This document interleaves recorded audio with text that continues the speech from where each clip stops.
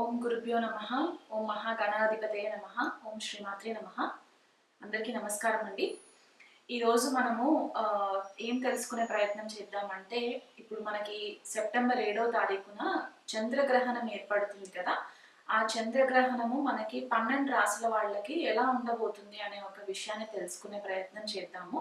కాకపోతే ముందుగా మనకి ఈ చంద్రగ్రహణము ఏ రాశిలో ఏర్పడుతుంది, ఏ నక్షత్రంలో ఏర్పడుతుంది, దాని యొక్క ఎఫెక్ట్స్ ఎలా ఉంటాయి మనకి మన వ్యక్తిగత జీవితంలో అవ్వచ్చు, లేకపోతే మనకి గ్లోబల్ లెవెల్గా ఇంపాక్ట్ అయ్యే సిచ్యువేషన్స్ ఏముంటాయి అనేది తెలుసుకునే ప్రయత్నం చేద్దాము. ఫస్ట్ ఆఫ్ ఆల్ ఏంటంటే, మనకి ఈ చంద్రగ్రహణము శతభిష నక్షత్రంలో కుంభరాశిలో మొదలైన తర్వాత చంద్రుడు మెల్లిగా ట్రాన్సిషన్ అవుతూ పూర్వభాద్ర నక్షత్రంలోకి వచ్చిన తర్వాత సుదీర్ఘంగా పూర్వభాద్ర నక్షత్రంలోనే ఎక్కువ ఇంపాక్ట్ కనిపిస్తూ ఉంటుంది మనకి ఈ చంద్రగ్రహణము. ప్రజెంట్ మనకు అక్కడ రాహు కూడా గోచారంలో పూర్వభాద్ర నక్షత్రంలోనే సంచారం జరగడము, పూర్వభాద్ర నక్షత్రము 2వ పాదంలో సంచారం జరగడము, ఈ చంద్రగ్రహణం కూడా మనకి కొద్దిపాటిగా రాహు అండ్ చంద్రుడి యొక్క క్లోజ్ కంజంక్షన్ వల్ల మనకి ఈ చంద్రగ్రహణం అనేది ఏర్పడుతుంది. మనకి ఆపోజిషన్ లో చూసుకుంటే కనుక కుంభరాశికి రవి కేతు యుతి ఏర్పడము, అందులో మళ్ళీ మనకి బుధుడు కూడా రవి కేతులతో కలిసి ఉంటారు కాబట్టి ఈ సింహరాశి అండ్ కుంభరాశి యాక్సెస్ లో మనకి ఈ చంద్రగ్రహణం ఏర్పడుతుంది. అండ్ ఈ గ్రహణము విశిష్టత ఏంటి అంటే, మనకి సింహరాశి కుంభరాశి యాక్సెస్ లో స్పెసిఫిక్ గా కుంభరాశిలో మనకి 18 సంవత్సరాల తర్వాత ఈ గ్రహణం ఏర్పడుతుంది.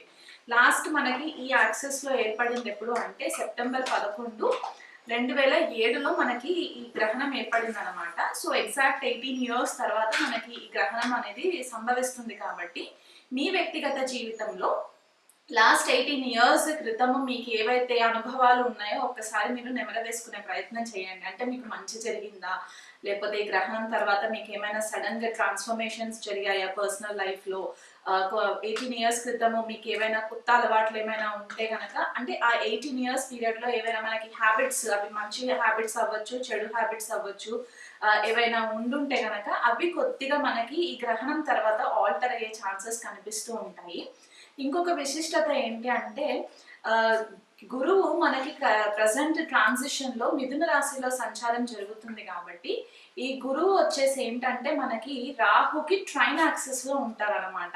అంటే మనకి త్రికోణంలో గురువు సంచారం జరుగుతుంది కాబట్టి ఈ వాయుతత్వ రాశులలో సంచారం అనమాట రాహు అండ్ గురువు. అండ్ ఇప్పుడు ఈ గ్రహణం ఏర్పడే టైంకి మనకి రాహు కేతువు 24 degrees సంచారంలో ఉన్నప్పుడు గురువు కూడా 24 degrees లోనే ఉంటారు కాబట్టి గురువు యొక్క ఆస్పెక్ట్ రాహు పైన పడుతుంది. కాబట్టి కొద్దిపాటిగా ఈ గ్రహణం మీటింగ్స్ వల్ల మనకి చాలా మందికి కూడా చాలా రకాలుగా ఆధ్యాత్మిక చింతన పెరగడానికి ఛాన్సెస్ కనిపిస్తుంటాయి. అండ్ ఇంకొకటి ఏంటంటే, గ్లోబల్ లెవెల్లో కూడా మనకి సడన్ కన్ఫ్యూజన్, ఇట్లాంటి డెసిషన్స్ కన్ఫ్యూజన్ మోడ్లో ఉండి డెసిషన్స్ తీసుకునే దానికంటే కూడా ఒక గురువు రూపేణ మనము వాళ్ళ యొక్క సలహాలు పాటించి మనం తీసుకోవడానికి ఈ గురువు యొక్క బ్లెస్సింగ్స్ కూడా మనకి ఈ గ్రహణ సమయంలో మనకి ఏర్పడుతుంది. కాబట్టి వీలైనంత మట్టుకు మనము ఈ చంద్రగ్రహణ ఫలితాలని మన వ్యక్తిగత జీవితాన్ని ఉద్ధరించుకునే ప్రయత్నం చేసినట్లయితే కనుక బాగుంటుందనేసి ఈ క్యాలిక్యులేషన్స్ లో కనిపిస్తూ ఉందన్నమాట. అండ్ అది కాకుండా మనకి ఈ పర్టిక్యులర్ గ్రహణము భారతదేశంలో కనిపిస్తుంది, మాక్సిమం అన్ని స్టేట్స్ లో కనిపిస్తుంది. కాబట్టి మనకి కొద్దిగా సూతకం అనేది ఫాలో అవ్వాలి. అండ్ మనకి వెస్టర్న్ కంట్రీస్ కి చూసుకుంటే కనుక యుఎస్ లో కనిపించదు, యూరోప్ లో కనిపిస్తుంది, మిడిల్ ఈస్ట్ లో కొన్ని కంట్రీస్ లో, మిడిల్ ఈస్ట్ ప్లేసెస్ లో కొన్ని ప్లేసెస్ లో కనిపిస్తుంది, ఏషియాలో కూడా మొత్తం ఏషియన్ రీజన్ లో కనిపిస్తుంది. కాబట్టి ఈ పర్టిక్యులర్ ప్లేసెస్ లో మన భారతీయులు ఎవరైతే ఉండి జనరల్ గా మనము ఈ జ్యోతిష్యం ఎవరైతే ఎక్కువ ఫాలో అవుతూ ఉంటారో వాళ్ళు కొద్దిగా నియమాలు పాటించినట్లయితే బాగుంటుంది. ఈ చంద్రగ్రహణము జనరల్ గా మనకి ఏమవుతుందంటే మన మానసిక స్థితిని కొద్దిగా డిస్టర్బ్ చేస్తుంది అనమాట. ఎందుకంటే రాహు తోటి మనకి గ్రహణం ఏర్పడుతుంది కాబట్టి రాహు గ్రస్త చంద్రగ్రహణం కాబట్టి ఇక్కడ ఏమవుతుందంటే జనరల్ గా మనకి రాహు వచ్చేసి ఒక మాయాగ్రహం అని చెప్పి మనం ఎప్పుడు చెప్పుకుంటూ ఉంటాం కాబట్టి ఒక ఇల్యూషన్ లో పెడుతూ ఉంటుంది అనమాట. అండ్ చంద్రుడితోటి క్లోజ్ కంజంక్షన్ లో ఉంటుంది కాబట్టి మానసిక ఒత్తిడి ఎక్కువ ఉంటుంది, అనవసరమైన చికాకులు, లేనిపోనే అపోహలు, లేకపోతే ఇమోషనల్ టర్బ్యులెన్సెస్, ఇంట్లో చిన్న చిన్న చికాకులకి మీరు ఇమోషనల్ గా ఎక్కువ ఇబ్బంది పడిపోయి బాధపడడము, మనస్తాపానికి గురవ్వడము, లేకపోతే డెసిషన్స్ ఏవైనా తీసుకునే ఉంటే అవి చాలా ఫాస్ట్ గా డెసిషన్స్ తీసుకోవడము, ఇవన్నీ కూడా మనకి కనిపిస్తుంది. కాబట్టి ఆ విషయంలో మీరు కొద్దిగా మీ మనోధైర్యాన్ని కనుక పెంచుకున్నట్లయి, మీ ఆత్మస్థైర్యాన్ని పెంచుకున్నట్లయితే కనుక ఈ గ్రహణ సమయం యొక్క ఎఫెక్ట్స్ మనకి 6 months వరకు ఉంటుంది. కాబట్టి ఎలాంటి ఇంపార్టెంట్ లైఫ్ డెసిషన్స్ మీరు తీసుకునేటప్పుడు మీకు ఒకవేళ కన్ఫ్యూజన్ అనిపిస్తుంది అంటే కనుక మీ గురువులు కానీ లేకపోతే మీ ఫ్యామిలీలో పెద్దవాళ్ళు ఎవరైనా ఉంటే కనుక వాళ్ళ సలహా తీసుకున్న తర్వాత మీరు డెసిషన్స్ తీసుకోండి. ఓకేనా? కంటిన్యూషన్.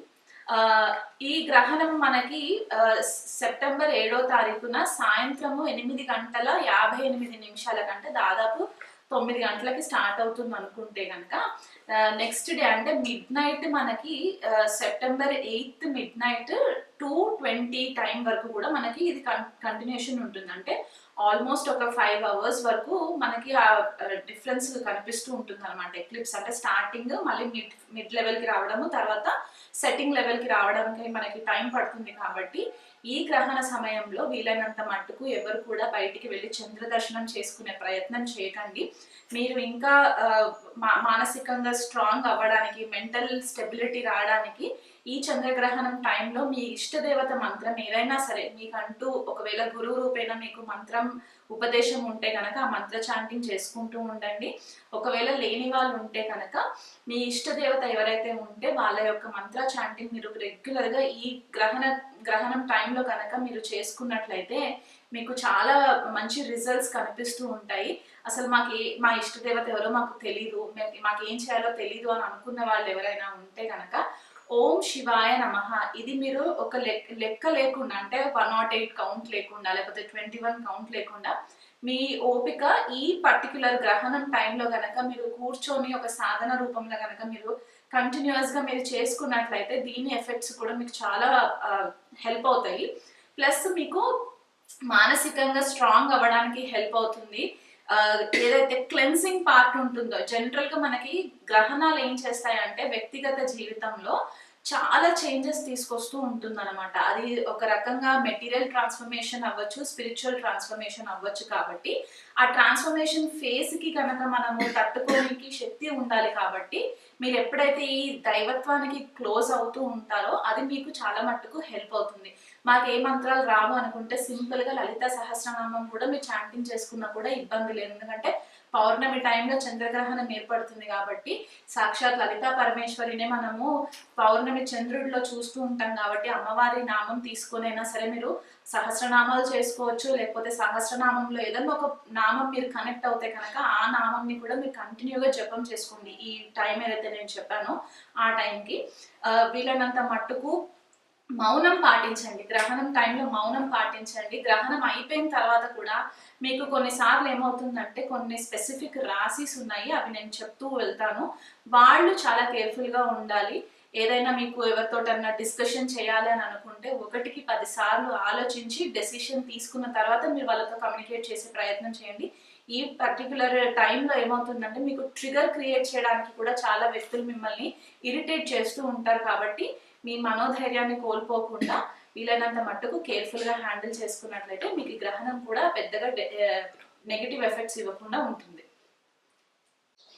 వృశ్చిక రాశి వాళ్ళకి ఈ చంద్రగ్రహణము చతుర్థ దశమ స్థానాల యాక్సెస్ లో జరుగుతుందండి. చతుర్థ స్థానం అంటే మనకి తెలిసిందే కదా, గృహ వాతావరణము, తల్లి స్థానము, మన మానసిక స్ట్రెంగ్త్ ఎట్లా ఉంటుంది అనేది అంతా కూడా మనకి చతుర్థ స్థానం నుంచే కనబడుతుంది. కాబట్టి ఈ చతుర్థ స్థానంలో ఈ గ్రహణం ఏర్పడడం వల్ల ఏమవుతుందంటే ఈ చంద్రుడు అండ్ రాహు యొక్క యుతి ఆపోజిషన్ లో రవికేతువులు వీళ్ళకి చాలా మట్టుకు గృహ వాతావరణానికి సంబంధించి అనవసరమైన ఇబ్బందులు, గొడవల వల్ల మానసిక ఒత్తిడి, మానసిక ప్రశాంతత లేకపోవడము, గృహంలో ప్రశాంతత లేకపోవడము, దీనివల్ల చాలా ఇబ్బంది పడుతూ ఉంటారు వృశ్చిక రాశి వాళ్ళు ఈ గ్రహణం అనంతరం అన్నమాట.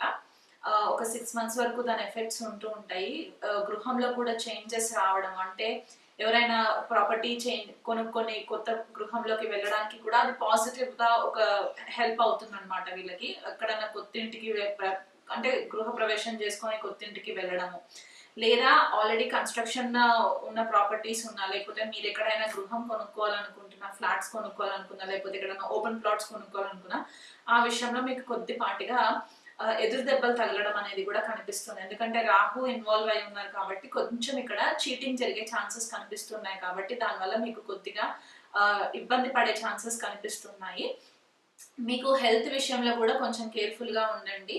ఇది వరకు ఏవైనా long term chronic health issues ఉంటే కనుక అవి ఇప్పుడు కొంచెం అగ్రివేట్ అయ్యే ఛాన్సెస్ కనిపిస్తున్నాయి. కాబట్టి దాన్ని నెగ్లెక్ట్ చేయకుండా వీలైనంత మట్టుకు మెడికల్ సూపర్విజన్ తీసుకోండి. మదర్ కి సంబంధించి, లేకపోతే తల్లి తరఫున వచ్చే స్థిరాస్తులు ఏవైతే ఉంటే గనక, అంటే మీ తోబుట్టులతోటి తల్లి దగ్గర నుంచి వచ్చే స్థిరాస్తుల విషయాలలో కొద్దిపాటిగా చికాకులు మీకు జరిగే ఛాన్సెస్ కనిపిస్తున్నాయి. తల్లితోటి ఏదైతే కర్మిక్ కనెక్షన్స్ ఉన్నాయో, అంటే మీకు చిన్నప్పటి నుంచి తల్లి సరిగ్గా సపోర్ట్ చేయలేకపోవడము, దానివల్ల మీరు మానసికంగా ఇమోషనల్ గా డిస్టర్బ్ అయిపోయి ఉండడము, ఇవన్నీ కూడా మళ్ళీ మీకు రీసర్ఫేస్ అయ్యే ఛాన్సెస్ కనిపిస్తూ ఉంటాయి. తల్లి తరఫున వారితోటి కూడా కొద్దిపాటిగా ఇబ్బందులు ఫేస్ అవ్వడము, లేకపోతే తల్లి స్థానంలో ఉండే వాళ్ళతోటి, అంటే ఆ వయసు గల్ల వాళ్ళు ఎవరైనా ఉంటే కనుక వాళ్ళతోటి కూడా మీరు కొద్దిపాటిగా ఇమోషనల్ గా మీరు కొద్దిగా డిస్టర్బ్ అయ్యే ఛాన్సెస్ కనిపిస్తున్నాయి. ఆ విషయంలో కొంచెం కేర్ఫుల్ గా ఉండండి.